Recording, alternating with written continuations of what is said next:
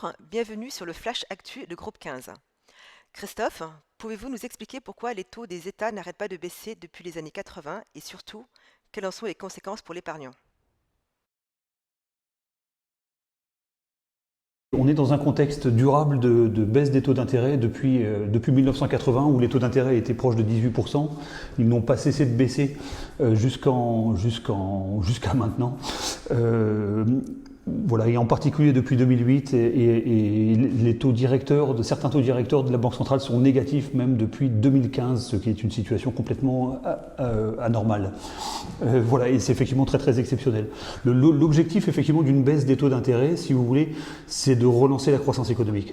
Donc lorsque on baisse les taux d'intérêt, en fait ça a pour conséquence de baisser le taux de rémunération de l'épargne, et donc les ménages et les entreprises sont dissuadés d'épargner, puisque l'épargne ne rapporte plus rien, comme maintenant. Donc dissuader l'épargne et pousser les gens plutôt à consommer et à partir en vacances, en voyage, à créer des entreprises, à acheter des voitures, à relancer l'économie. Donc la baisse des taux dissuade l'épargne, et elle a un autre objectif, c'est effectivement de baisser le coût du crédit, ça on le voit aussi, pour pousser les agents économiques, particuliers comme entreprises, à s'endetter pour investir, pour faire relancer l'économie. Donc normalement, effectivement, quand les taux d'intérêt baissent, on a un effet où l'économie repart. C'est ce qui se passe partout dans le monde, c'est ce qui se passait partout dans le monde, et c'est ce qui se passe aujourd'hui partout dans le monde, sauf en zone euro et au Japon, on peut dire. C'est les deux zones qui échappent à ce principe-là. Et en fait, ce qui se passe, ce qu'on constate en zone euro, effectivement, c'est la raison d'ailleurs pour laquelle on s'enfonce dans des rendements de plus en plus négatifs, qui tendent de plus en plus vers zéro et qui vont devenir négatifs, y compris pour les épargnants dans très peu de temps. C'est effectivement qu'on a ce phénomène dans lequel plus la Banque centrale européenne baisse les taux d'intérêt, et plus les ménages, au lieu de dépenser leur argent, plus ils épargnent pour compenser cette baisse de rendement. C'est ce qu'on appelle une trappe à liquidité.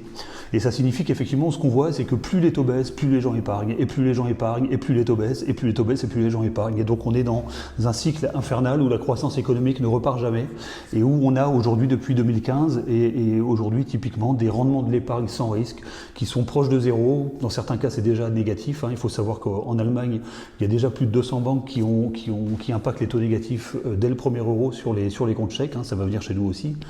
Voilà, donc on est dans cette situation très étrange, durable, dans laquelle les rendements de l'épargne sans risque sont inférieurs à l'inflation, parce que ces rendements d'épargne sans risque sont proches de 0%, mais il y a une inflation qui est plutôt en train de monter avec les mesures Covid à 2%, un peu plus que 2% en zone euro. Donc en réalité, vous avez des placements à moins 2% par an. Je vous laisse faire le calcul sur quelques années. C'est très très préjudiciable à la valorisation patrimoniale.